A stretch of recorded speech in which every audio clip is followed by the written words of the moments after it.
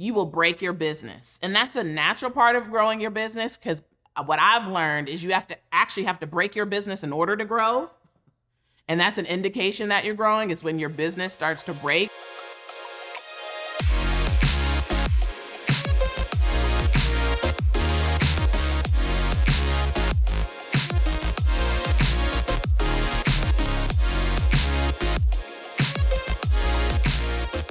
Welcome back to another episode of Seven Figure Educator, the podcast. I am your host, Dr. Erica Jordan Thomas, former teacher, former principal, Harvard grad, and founder and CEO of EJT Education Group. Today, we're talking about the 3 stages of business. So I wanted to have this conversation to actually break down the journey of starting your business all the way to scaling your business, because the reality is that what you need at different stages of your business is different. And one of the things that makes me squirm a bit is when people go to the internet streets and ask for advice about their business, when I'm like, first off, that's the worst place to find advice. And secondly, people aren't positioned to give you the best advice if they don't know what stage of business that you're in. And most of the people who are on the internet streets giving advice are in a particular stage of business that may or may not be the same as you. So you have to be really thoughtful and clear around what stage of business you're in to actually know what to focus on, what to prioritize, as well as who to engage in conversations with to make sure that you're getting the best advisement. So I wanted to break this down of the 3 stages of business, and then actually talk through what's true about each stage, what you should be focusing on, what you should be prioritizing. So let's start with the first stage. So the first stage of business is 0 to 250K in annual revenue, and I call this stage the experimenting stage. So this is the stage where you are early stage in your business. Again, we're talking 0 to 250K in annual revenue. So because you're in the earliest stage of business, you're going to have to do a lot of experimenting to get really clear on who you are as a business, because your focus and priority in the experimenting stage is getting really clear on your business model and your pricing. So again, the focus of the experimenting stage is not a website. It's not your social media account. It's not your social following. It is, what is your service model that is attractive to your audience? So you need to be clear on who you serve, what problem you solve, and therefore what services or business model makes the most sense for that audience. And then what's the price point that you're charging? The only way to get clear on that is you've got to experiment. You've got to run some tests. You've got to create an hypothesis. You're not going to be able to Google the right business model. You're not going to be able to read books and articles and get clarity on the business model that's right for you and right for your target audience. You've literally just got to do it. You've got to experiment. You've got to get a contract. You've got to execute, and then be able to step back and assess if that was the service model that makes the most sense for you. People will ask me, well, should I do PD or one-on-one coaching? I'm like, I don't know. Go do both. And then let's come back and talk about the results. People ask me how much they should charge. And I can't answer that question because there's a series of numbers and information that I have to know. But then you're also going to have to run a series of experiments to really get clear on the pricing that makes the most sense for your target audience, for your business model, for your bottom line. It takes some experimenting. So in this experimenting stage, you are doing a lot of DIY where you are the team. The team is you. And so you're the head of marketing, you're the head of sales, you're the head of the operations team. You are the head of everything in your business, because again, the focus is you have got to get really clear on your service model and pricing. This is a stage where it can be tempting to hire a social media manager out of the gate. It can be tempting to overemphasize your website. But again, that's not the focus of this stage. The focus of this stage is to get really clear on what's the problem you solve, who do you serve, how do you serve them, and what do you charge? Those are the 4 power questions you have to answer in order to get out of the experimenting stage and into the next stage. I know we are in the middle of some really good, juicy content, but I wanted to make sure that you knew about my free public Facebook group, which is the opportunity for you to network with other education consultants. Community is so important on your journey, and this is an easy, low-lift way to be able to plug into a community. And so go ahead, click the link below in the show notes to be able to request to join our public free Facebook group so that way you can find your community. Let's get back to the episode. In this experimenting stage, I also want to highlight your strategy around how you're typically getting clients. So in the experimenting stage, you likely aren't doing a lot of heavy marketing activity because in the experimenting stage, when we're talking about 0 to 250K, you could actually be making that revenue from just your network. So in the experimenting stage, we're not doing these robust marketing campaigns.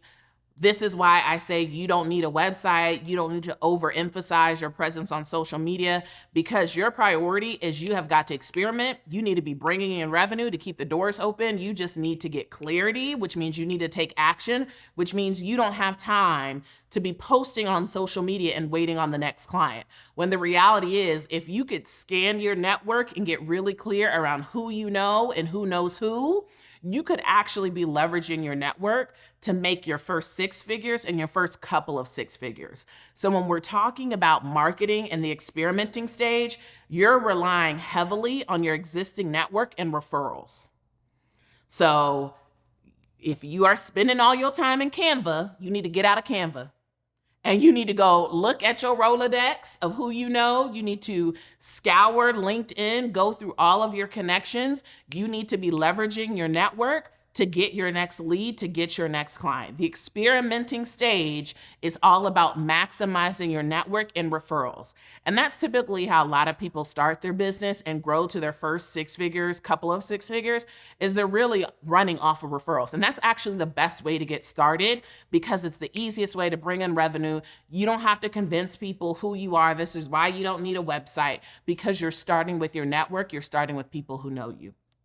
So that's the first stage, the experimenting stage. The second stage is from 250K to 750K. This is the stage that I call growing. So I know 250K to 750K is a gap of $500,000. So there's a lot of things that happen in the stage because you're growing. So the focus of the growing stage, because you did the level of experimenting that you need to do in the prior stage, you're clear on your service model, you're clear on your pricing. So by the time you get to your growing stage, your priorities is we now have got to master your marketing message in order to get really clear on how you can move from relying on referrals to generating leads, because now you need to attract your audience. So this is, and I want you to be really, really clear here, and I want you to catch what I'm putting down here. The growing stage is now when you start to flex that marketing muscle. You don't need to flex that marketing muscle so much in experimenting. It's the growing stage where now we're talking about how do I convert strangers, not in the experimenting stage. Because for a lot of people, because they start in the experimenting stage trying to convert strangers, that's why their business feels so hard, because they're picking the hardest way to convert clients. And the growing stage is when you actually do need to start getting clear on your marketing efforts, your marketing message, to actually start converting strangers. But that's not where you start.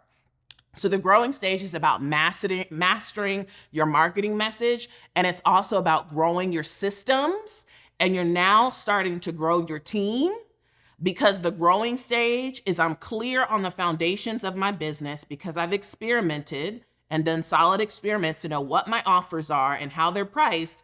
But now I need to grow the infrastructure of my business such that I can serve more clients. So in the experimenting stage, you might have been serving 3 clients, 5 clients. In the growing stage, what do you need to grow in your business to serve 50 clients? That could be your systems, that could be your automations, that could be your team. What needs to happen such that you can onboard 10 clients at once? Because in the experimenting stage, when you are DIYing everything, to onboard 10 clients at once, you probably had to manually send 10 emails. You had to manually send 10 contracts. You had to manually send 10 proposals.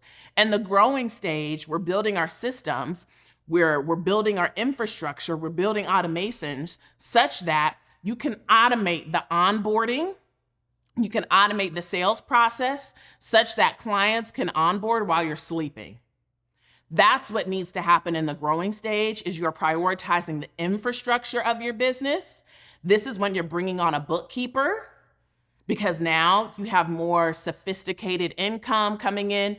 You have more sophisticated expenses that are happening. So you're starting to grow your financial team. You're starting to grow your team because now you're going to have to duplicate yourself when it comes to client delivery.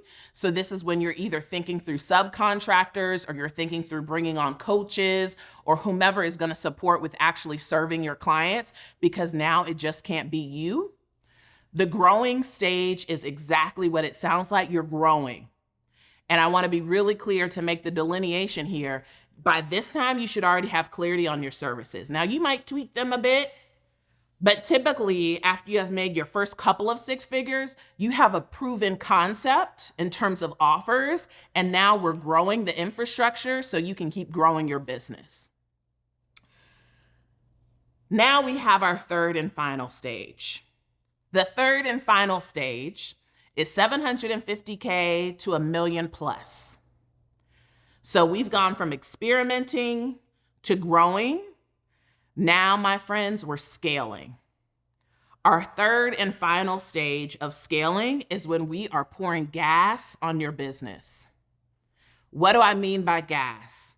I mean that we are now pouring gas on your marketing and sales efforts to now exponentially grow the number of leads and clients that you're serving. So by the time you get to scaling, your foundation is set. You've built your systems, you've built some infrastructure, you've built your team to now we can pour gas on each part of your business to multiply the number of people you're impacting and serving. So this is what I name for folks because often folks use the word growing and scaling interchangeably. And I'm like, if you're not ready to pour gas, you're not scaling. Because if you pour gas too early, you will break your business. And that's a natural part of growing your business because what I've learned is you have to break your business in order to grow. And that's an indication that you're growing is when your business starts to break. And what I mean by that is that your systems aren't working efficiently and you've got to upgrade your systems or you got to refine your systems. That's going to be an iterative cyclical process that happens over and over and over in your business as you keep growing. But at the scaling stage, we're pouring gas, meaning if you are used to 5 leads coming in a week, we now want to pour gas. And what if we send you 50 leads a week? What if we send you 100 leads a week? What if we send you 500 leads a week? Your business shouldn't break because you did the work needed in the growing phase to set you up to multiply what's coming into your business. So at this scaling phase, this is where it's really critical where you're going to go through an identity shift to being a CEO. Like you're going to go from a client delivery person to now you actually have to be the CEO of a company in the scaling stage because now your team is starting to grow. You now might have the beginning early stages of departments. You might have an operations team. You should at this point have an executive assistant who is full-time to be able to support you effectively as a CEO. You might have some finance team. You have a legal person who is your go-to and your contact for legal matters. So your org chart has now started to create branches at this stage because you're building a company. That's scaling. Scaling is when we're doing more of what's already working to be able to grow our impact. So this scaling stage is really important because, like I said, you're shifting your identity to a CEO, which means now you're thinking about HR, you're thinking about finance differently. You have a CFO now that you've brought on board to help you predict your cash flow, to help you look forward in your business. You now have more than just a VA. You should have more than a VA at this stage. You are building a company.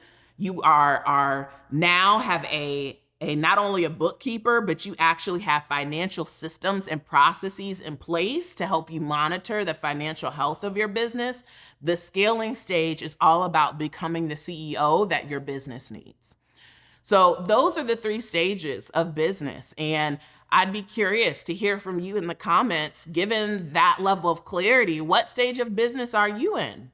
And then given what we talked about and shared, what is sticking out for you in terms of your area of focus? Did I say something that sparked a light bulb for you? Did I give some meaning to what you were feeling or experiencing? Let me know in the comments around what's sticking out to you when you hear these stages of business. And it's important, again, that we have this conversation around the different stages, because if you are seeking advice online around, well, who should I use for my email provider?